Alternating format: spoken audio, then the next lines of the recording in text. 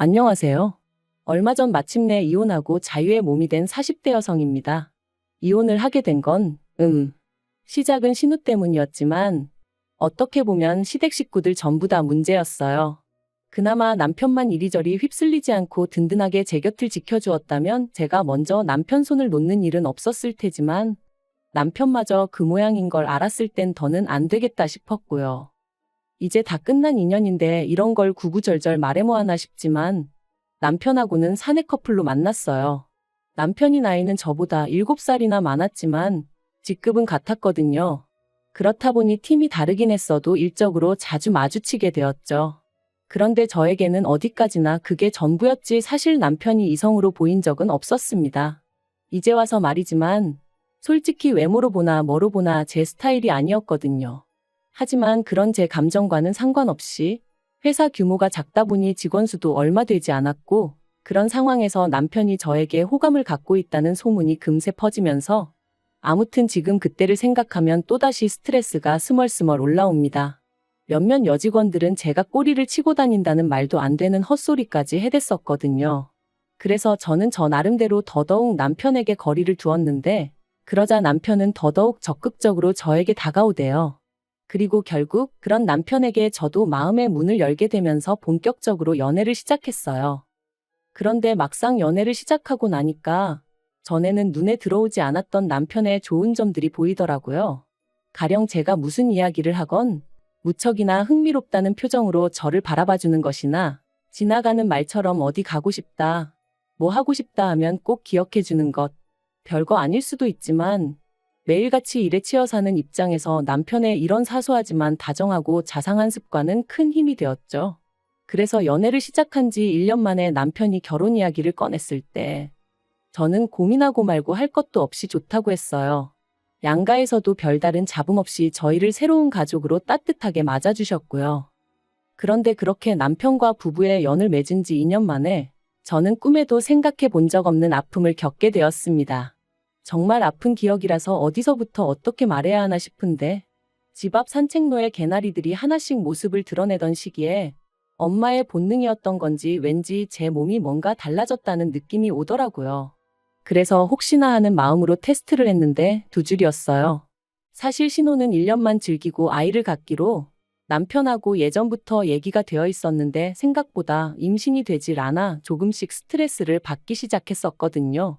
그랬으니 임신을 했다는 테스터기의 2줄은 저에겐 정말 벅찬 감동이었습니다. 그리고 이 기쁜 소식을 당연히 양가에도 알렸고 양가 부모님 모두 얼마나 좋아하셨는지 몰라요. 특히 친정부모님께서 무척이나 기뻐하셨는데 그 이유가 실은 저희 친정부모님도 굉장히 어렵게 저를 가지셨다 들었어요. 결혼하고 10년 동안 아이가 안 생겨서 입양까지 고려하셨었다고 했었죠. 그런데 저희도 애가 안 생기니 내심 친정부모님은 제가 당신들이 겪었던 마음고생을 그대로 겪는 건 아닌지 걱정이 이만저만이 아니셨다대요. 이런 것도 유전이 되나 싶어서 괜히 저희 남편 보기 미안하고 그러셨었다고. 아무튼 그렇다 보니 양쪽 집안 모두 축제 분위기였고 다 같이 모여서 밥이나 한번 먹자. 어버이날쯤 모이면 어떻겠냐 그렇게 얘기가 되었습니다. 그런데 어버이날 당일 어째서인지 늘 약속이 있다 하면 10분이고 15분이고 일찍이 도착하시는 저희 부모님이셨는데 그날따라 약속 시간이 지나도록 오시지도 않고 연락도 안 되고 영 찝찝한 마음을 감출 수가 없었죠. 그리고 그렇게 초조하게 기다리길 수분. 제 핸드폰이 울렸는데 그런 느낌 혹시 아시나요? 평소와 다름없는 벨소리인데 왠지 평소랑 달리 받고 싶지 않은 제가 그날 딱 그랬어요. 왜인지 불길한 마음에 그 전화를 받으면 안 될 것만 같았죠. 그리고 역시나 수학이 넘어 누군가가 말하길 저희 친정부모님이 교통사고가 났다는 거예요. 지금 모 병원 응급실에 계시다고 서둘러서 오라면서 말이죠. 저는 처음에 뭔가 잘못된 거라고 생각했습니다. 하지만 하늘도 무심하시지 그렇게 저에게서 한 번에 2분을 뺏어가셨어요. 그렇게 친정부모님을 잃고 저는 유산까지 겪었습니다. 사실 이렇게 말하면 어떻게 들릴지 모르겠지만 친정부모님이 돌아가신 이후로는 뱃속의 아이에겐 어떠한 마음도 쓸 겨를이 없었어요. 그래서 1달 가까이 집안에서 폐인처럼 지냈더니 아이도 그렇게 저를 떠나더라고요. 그런데 그 와중에 신우가 뭐라고 했는 줄 아세요? 사람이 죽고 사는 문제는 하늘에 달린 법인데 그걸 가지고 그렇게 울고 짜고 하면 뭐가 달라지기라도 하냐면서 저희 부모님을 돌아가시게 한 음주운전 차량이나 뱃속에 아이를 잃은 저나 별반 다르게 없다는 거예요. 물론 신우가 이 이야기를 할 땐 어디서 누구랑 먹었는진 몰라도 술에 진탕 취해 와서는 베베 꼬인 혀로 짓거리긴 했지만 정말 제 가슴에 비수가 되어 꽂혔어요. 그리고 이튿날 남편이 신우한테 미친 X라면서 저한테 당장 사과해라 어째라 해서는 뭐 사과를 받긴 했는데 자긴 술 취해서 기억 안 난다. 기억은 안 나지만 뭐 실수를 했다니 미안하다. 이딴 식의 사과였고 그래서 이후로는 신우는 인간으로도 안 보였지만 그래도 시부모님과 남편을 봐서 대충 사과받아주고 넘어갔어요. 한편 사고 이후로 저는 제법 많은 유산을 상속받았습니다. 서울에 있는 아파트 2채와 작은 건물 하나 그리고 부모님 2분이 언젠가의 귀농을 위해 마련해 두셨던 땅까지. 2분 다 알뜰하신 건 알았고 그래서 재산이 어느 정도 있으실 거란 짐작은 하고 있었지만 그래도 이 정도의 규모일 줄은 몰랐기에 솔직히 적잖이 놀랐던 게 사실이에요. 아무튼 저는 고민 끝에 아파트 2채는 두고 건물을 정리했습니다. 그리고 건물을 팔아서 나온 돈으로 부모님이 귀농하려고 사두신 땅에 집을 지었죠. 솔직히 누군가의 눈에는 비효율적으로 보일지도 모르겠지만 그때는 제가 정말 마음이 허한 시기였어요.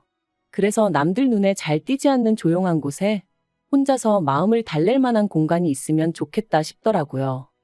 그리고 그렇게 마음 쉴 공간까지 마련하고 나니 어느덧 1년이 넘는 시간이 흘러 있었고 그러자 저도 조금씩 마음을 다잡을 수 있게 되었습니다. 여전히 부모님의 사고는 큰 상처고 아픔이지만 그래도 뭐랄까 하루 이틀도 아니고 1년이 넘는 긴 시간 동안 툭하면 정신 나간 여자 마냥 눈물 쏟고 멍해져 있고 하는 저를 짜증 한 번 안 내고 받아주던 남편이 눈에 들어왔거든요. 그리고 그제서야 나만큼이나 남편도 힘들겠구나 싶은 게 이제 나도 정신 차려야겠다 뭐 그런 마음을 갖게 된 거죠. 그래서 저는 무엇이 나를 견디게 해줄까 생각하다가 오랫동안 생각만 하던 일을 실천에 옮겨보자 그런 생각이 들면서 저만의 작은 사업을 시작했습니다. 참고로 제가 여기다 무슨 사업인지 자세히 적을 순 없지만 저처럼 그리움이 가득한 사람들을 위로하는 그런 일이었는데 생각보다 정말 빨리 자리를 잡았고 매출도 쑥쑥 늘어나대요. 그래서 결국 남편도 직장을 관두고 제 사업을 같이 하게 되었죠. 그리고 그렇게 또 해가 지났을 무렵 저런 걸 누가 데려갈까 싶던 신우도 결혼을 했습니다. 시집가면서도 조용히 얌전히 간 건 아니고 시부모님과 저희 부부 속을 있는 대로 긁고 갔어요. 사실 시댁은 가난한 것도 아니지만 그렇다고 다 큰 자식들을 계속해서 뒷바라지 해줄 만큼 여력은 없거든요. 그런데 신우는 계속해서 자기도 저희 부부처럼 서울에 있는 30평대 아파트에서 시작하고 싶다는 둥 헛소리를 해대더니 급기야는 저더러 아파트 2개 받지 않았냐. 하나는 누가 사냐 자기가 살게 해달라. 공짜로 살겠다는 소리 안 한다. 1억을 내고 살겠다. 뭐 별 거지 같은 소리를 어찌나 해대던지. 그리고 그럴 때마다 저에게 미안하다 사과하는 건 다름 아닌 시부모님이셨습니다만 아무리 그래도 결국 팔은 안으로 굽는 거고 피는 물보다 진하다잖아요. 어머님은 아니라고 하셨지만 이따금씩 당신도 모르게 저에게 좀 서운한 기색을 내비추셨는데 그게 또 나름대로 상처가 되더라고요. 그래도 그걸 가지고 티를 낸 적은 없어요. 그것 때문에 이혼까지 결심한 건 더더욱 아니고요. 결국 신우 시집 갈 때 저희 부부가 1,000만 원 보태주는 걸로 이야기가 마무리되었고 그렇게 또 비록 겉으로만이긴 했어도 적당히 잘 지내고 있다고 생각했는데 결혼한 지 6개월도 안 돼서 시매부가 실직을 했다며 신우가 시매부를 저희 부부가 하는 사업에 좀 끼워달라고 연락을 해왔습니다. 마침 제가 직원을 한두 명 더 뽑아야겠다 생각을 하고 있긴 했는데 신우가 어떻게 알고 연락을 했나 싶을 정도로 기가 막힌 타이밍이었지요. 그리고 이번에는 전보다는 조금 더 노골적으로 시부모님이 그러지 말고 기회를 한 번 주면 안 되냐는 식으로 얘기를 하셨어요. 그리고 시부모님이 그렇게까지 나오시니 제가 무조건 싫다고 하기도 그렇더라고요. 그래서 알겠다 하고 자의반타의반으로 시매부를 고용했습니다. 그리고 시매부가 합류한 지 어느덧 1년이 되어가던 올해 초 2월이었어요. 아버님 생신이라서 온 가족이 모인 자리였는데 신우가 또 권하는 사람도 없는데 혼자서 그렇게 술을 마셔대더라고요. 제가 남편한테 좀 말려보라고 했지만 심해부도 가만히 있는데 자기가 뭐하러 나서냐며 지도 뭐 힘든 일이 있어 저러는 거 아니겠냐? 신경 쓰지 마라 그러대요. 그런데 점점 속도까지 빨라지더니 급기야는 시댁 거실에서 화장실이 엎어지면 코 닿을 거리인데 거길 가다가 홀라당 미끄러지질 않나. 그런데 더 황당한 건 그런 신우를 보고도 심해부는 낄낄 웃어대기만 할 뿐 말릴 생각이 없어 보이대요. 그리고 그 꼬라지를 보고 있으니까 왜 다른 직원들이 심해부 이야기만 나오면 짜증스러운 표정을 지었는지 같이 일하기 열받는 타입이라고 불평을 해댔는지 조금은 알 것도 같더라고요. 아무튼 신우까지 일이 자빠지고 저리 자빠지는 걸 보니 그만 자리 정리하고 집에 가는 편이 낫겠다 싶었습니다. 그래서 남편하고 같이 뒷정리를 하고 일어서려는데 신우가 제 손목을 딱 잡더니 좋겠다 그러는 거예요. 그래서 또 무슨 헛소리를 하려고 일어나 싶어서 뭐가 좋냐고 많이 취한 것 같으니 일단은 들어가서 자라고 했죠. 그런데 신우는 쉽사리 저를 놔주지 않았습니다. 그리고는 한다는 말이 1년 동안 내 남편 개같이 부려먹었으면 이제 가게 하나 차려줘요 그러는 거예요. 이게 무슨 소린가 싶어서 남편을 쳐다봤습니다. 그랬더니 남편도 황당한 표정으로 절 쳐다보더라고요. 그런데 그때 신우가 또다시 오빠가 그랬잖아. 내 남편 언젠가 독립시켜줄 거라고 그러는데 제가 남편을 쳐다보니까 그게 그런 뜻이 아니었다면서 하도 신우가 찡찡거리길래 저도 다 생각이 있을 거다. 일만 잘하면 제 성격에 모른 척하지 않을 거다 뭐 그랬다는 거예요. 어이가 없어서. 결국 혼자 아무 소리나 떠들어대는 신우를 뒤로하고 저는 불쾌한 마음을 감추지 못한 채 시댁을 떠났습니다. 그리고 남편과 집으로 오는 내내 한마디도 나누지 않았어요. 남편이 제 눈치를 살살 본다는 건 느껴졌지만 아는 척도 해주고 싶지 않았죠.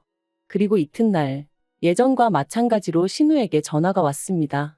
하지만 전과 달리 신우는 자기가 뭐라고 했는지 정확히 기억하고 있더라고요. 한 달에 300도 안 주고 사람을 부려먹었으면 이제라도 뭐 어떻게든 보상을 해줘야 하는 거 아니냐면서. 그래서 저도 신우한테 심해부가 하루에 5시간 일하는데 얼마를 받아갈 줄 알았냐 했습니다. 그리고 내가 주는 월급이 적어서 불만족스러우면 관두라고 했어요. 안 잡을 테니 편히 떠나라고요. 그랬더니 신우가 한다는 말이 재수 없다면서 부모 하나 잘 둬서 먹고 사는데 걱정 없고 좋겠답니다. 그리고는 하긴 사람 목숨하고 바꾼 돈이니 찝찝하긴 하네 그러대요. 정말이지 눈앞에만 있었으면 당장에라도 어떻게 해버리고 싶은 심정이었죠. 저는 결국 분을 삭히지 못하고 그 길로 그대로 시댁으로 향했습니다. 영문을 모르겠단 표정에 남편까지 데리고 말이죠. 그리곤 모두를 앉힌 후에 신우가 짓거린 말을 한번 들어보라고 통화 내용을 틀어줬어요. 어머님 아버님한테 이게 제가 들을 소리냐 울며 물었습니다. 그런데 어머님이 제 어깨를 안아주시면서 신우도 얼마나 맺힌 게 많으면 이런 소리까지 했겠냐며 애가 말을 못되게 해서 그렇지 심성이 나쁜 애는 아니라고 그러니 저더러 오해하지 말라대요. 순간 제 어깨를 감싼 어머님의 손길이 어찌나 가증스럽던지 그래서 제가 어머님 손을 뿌리쳤어요. 그리고는 아무리 어머님 딸이라지만 그래도 아닌 건 아니라고 말씀해 주셔야지 어떻게 이 와중에 저더러 이해하라 하시냐 했습니다. 그리고는 남편한테도 당신은 어떻게 생각하냐니까 기껏 한다는 말이 왜 이를 자꾸 키우냐는 거예요. 그냥 생각 없는 애가 한마디 짓거린 걸 가지고 흘려듣고 넘기면 되지 않냐면서. 그리고 어차피 사업을 더 확장하려면 아닌 게 아니라 매장도 새로 내야 되는데 그런 거 하나 그냥 신우 남편 준다고 하면 되는 거 아니냐는데 아, 그간 내가 믿고 산 남자가 결국엔 이것밖에 안 되는 남자였나 싶은 게 정말 뭐라 달리 할 말이 없더라고요. 그래서 시부모님 그리고 남편에게 아무래도 여기서 잘못하고 있는 사람은 나인 것 같으니 내가 빠져주겠다 했습니다. 그리고는 바로 남편에게 이혼하자 한 거죠. 남편은 이혼은 못한다고 왜 갑자기 얘기가 그렇게 되냐면서 버텼습니다. 시부모님도 그날 이후로 제가 당신 말 뜻을 오해한 것 같다면서 그래도 홧김에 이혼 소리하고 그러면 못 쓴다고 그러셨는데 오히려 그런 말을 들을수록 제 결심은 확고해져 갔습니다. 막말로 사업체에 남편 돈 1원 한 푼 안 들어가 있었고 집이며 뭐며 전부 다 제 것이었으니 이혼해도 저는 두려울 게 없었으니까요. 그리고 일이 정말 커지고 나니까 그제서야 신우가 한다는 말이 자기가 제가 셈이 나서 말을 좀 얄밉게 한 거 안다며 미안하다대요. 너무 어이가 없었어요. 부모 잃고 여전히 슬픔 속에 사는 내가 뭐가 부럽다는 건지. 그래서 신우한테 그래. 너도 내가 겪은 거 꼭 겪었으면 좋겠다. 내가 그렇게 부럽다니 너도 꼭 내가 겪은 거 겪으라고 기도해 줄게 그랬네요.